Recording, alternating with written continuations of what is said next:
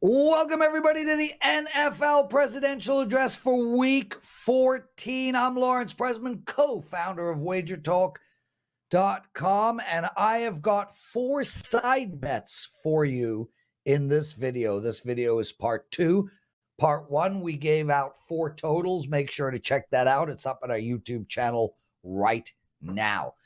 Let's get to our first game. Seattle plus 10.5 for San Fran. And well, let me start by saying this. I love the San Francisco team. Love them. I think they are by far the best team in football. And I mean by far.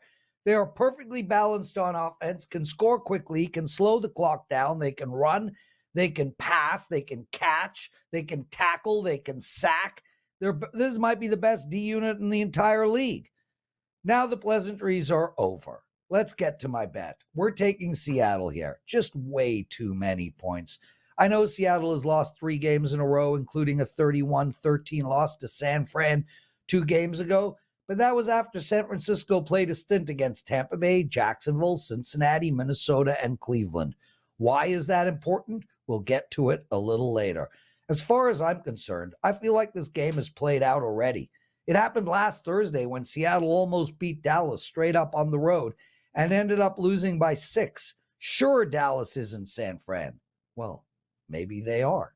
San Fran has allowed 16 points per game. Dallas has allowed 18 points per game. San Fran has scored 29 points per game. Dallas has scored 32 points per game. Dallas has a better record. Dallas didn't cover plus 10.5 against Seattle. Why should I think San Fran will? This is an absolute must-win game for Seattle, and it is also a division game, and I think we get the best Hawks team we've seen this year on Sunday. Now, don't get me wrong. I'm not saying Seattle is going to win this game, but man, 10.5? If they are down by 17 with the ball and 3 minutes to go in the game, we have a great shot at the back door.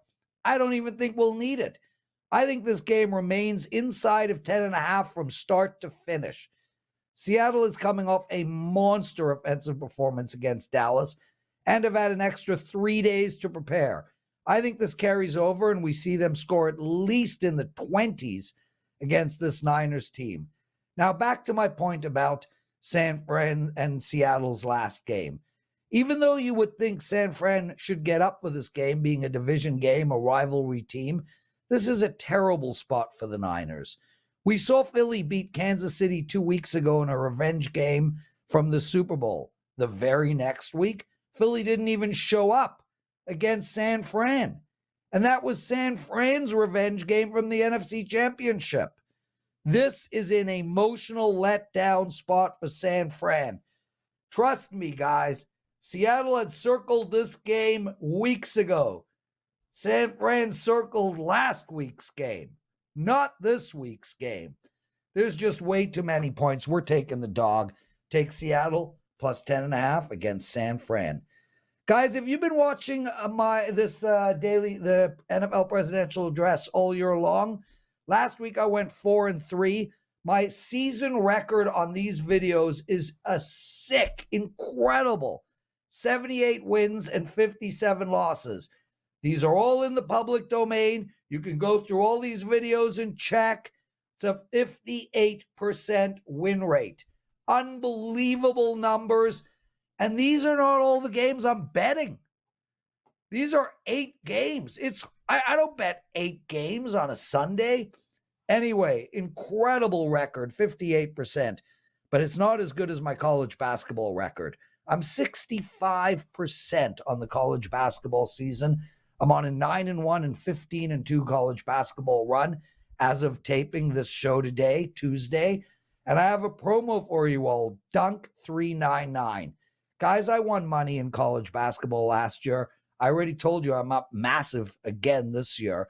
Please play with me in college hoops until the national champion is crowned. $399. Use the promo code DUNK399. 3 more totals to go through. Let's get to it. 3 more sides to go through. Houston, -6 against the New York Jets. Man, I hate taking a young team with a rookie QB and a rookie coach on the road against a mean defense in cold, shitty weather. But alas, there is something special going on in Houston this year, and they are the play here. Normally, I would not lay points here, not in a million years.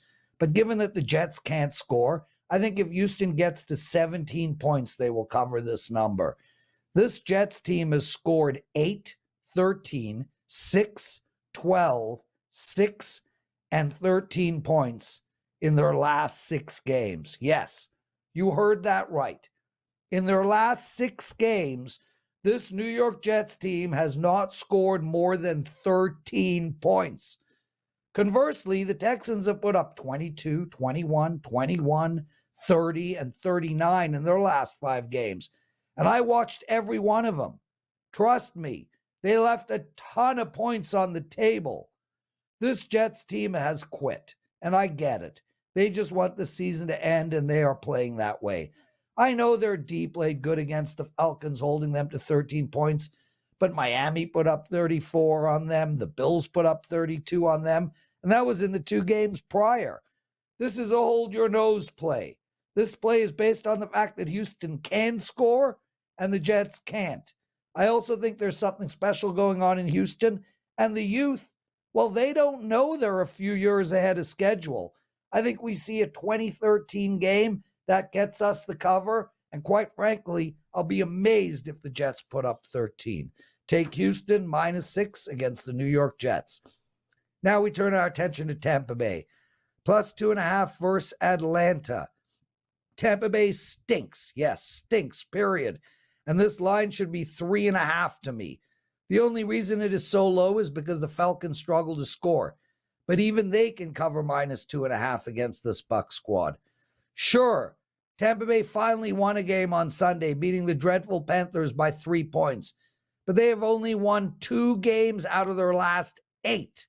And they've already lost to the Falcons in their own stadium by 3 points this year. Over the season, these offenses are very similar, both averaging around 19 points per game, give or take. Defensively, they are similar as well, allowing teams to score an average of 20 points per game. The difference for me is one team has won 2 games in a row and has a 6-6 record, while the other team has lost 6 of their last 8 and has a 5-7 record.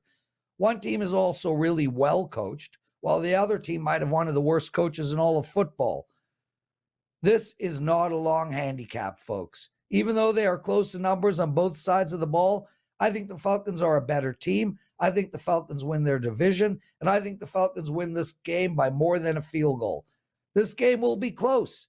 This game will be low scoring. I like the under. But when all's said and done, we will cash on Atlanta. Take the Falcons -2.5. Our last game is the big one.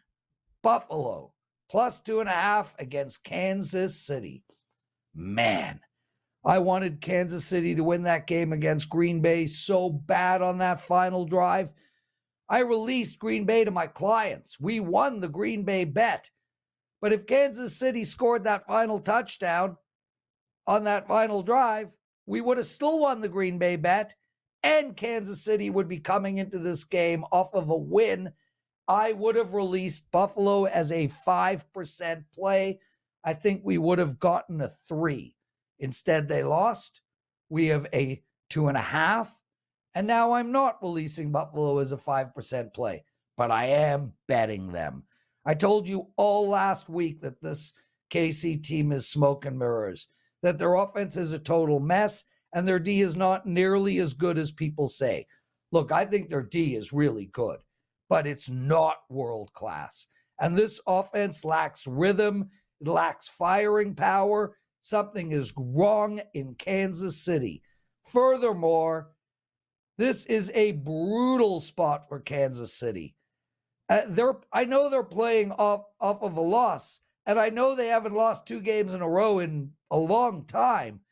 But man, they're playing a Bills team who's coming off of a bye and absolutely desperate for a win.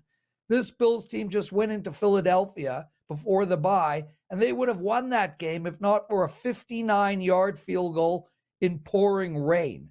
Not only that, but they completely dominated the game, putting up 500 yards total and 332 yards in the air. They also held the ball for 40 minutes. That's incredible. From a defensive perspective, these teams are close. Kansas City has allowed 17.3 points per game. Buffalo has allowed 19 points per game. Offensively, Buffalo has scored 27.3 points per game, while Kansas City has only scored 23 points per game. That's more than a field goal better than Kansas City. Buffalo also has more yards in the air than Kansas City and more yards on the ground than Kansas City. Here we have a better offense, a similar defense, a more well-rested team, a more desperate team, a veteran team, a team that must win this game, and a team that has already beat Kansas City 2 of their last 3 times. The only loss coming in overtime. I really wanted a 3 here, but we got it 2.5. We're still going to take it. I think the Bills win this game outright. Take Buffalo plus 2.5 against Kansas City. Guys, that's it for the show. That's it for week 14. A reminder, I'm away till next Wednesday, so the NFL Presidential Address for week 15 will be taped on Thursday. Thanks so much for watching the show. Lots of love, everybody, and we'll see you next week.